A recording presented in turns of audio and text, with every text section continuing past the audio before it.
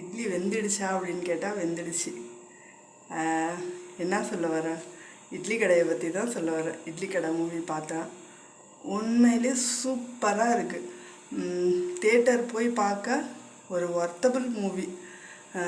உண்மையிலே ஒரு அம்மா அப்பா சென்டிமெண்ட்டு, தென் பிறந்து வளர்ந்த இடத்த விட்டுட்டு எல்லாம் பணம் பணம் பணம்னு பணத்து பின்னாடியே ஓடுறாங்க. பணத்து பின்னாடி போகிறது மட்டுமே லைஃப் கிடையாது. இந்த மாதிரி எல்லோரும் என்ன பண்ணோம் அப்படின்னா பேரண்ட்டை பார்த்துக்கணும் அப்படிங்கிறது அந்த மூவி எனக்கு ரொம்ப பிடிச்சிருந்துச்சி. ஆக்சுவலி ஒவ்வொரு டைம் எனக்கு ஆக்சுவலி அதை பார்க்கும்போது அதாவது என் பசங்க நாளைக்கு என்ன பார்ப்பாங்களாங்கிறது தெரியாது. பட் நான் எங்கள் அப்பாவை பார்க்கணுன்னு எனக்கு உண்மையிலே தோணுது. எங்கள் அம்மா அப்பாவை பார்க்கணும்.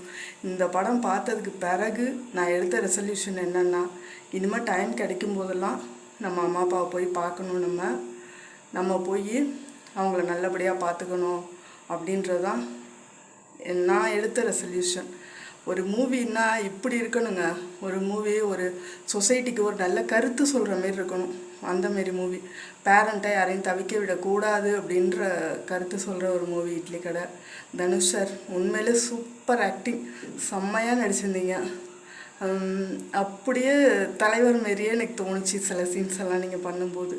ஏன்னா நான் ரஜினி ஃபேன். ஸோ தலைவர் மாரியே பண்ணீங்க, சூப்பராக இருந்துச்சு மூவி. எனக்கு ரொம்ப பிடிச்ச மூவி இது. நான் கண்டிப்பாக இனிமேல் எனக்கு உண்மையிலே எனக்கு ஆக்சுவலி இப்போவே இன்றைக்கே போய் எங்கள் அம்மா அப்பா பார்க்கணும் அப்படின்னு தோணுது. அந்தளவுக்கு ஒரு என்ன சொல்கிறது, ஒரு நல்ல மூவி இது. உண்மையிலே நான் எக்ஸ்பெக்ட் பண்ணவே இல்லை இந்தளவுக்கு இருக்கும்னு சொன்னாங்க.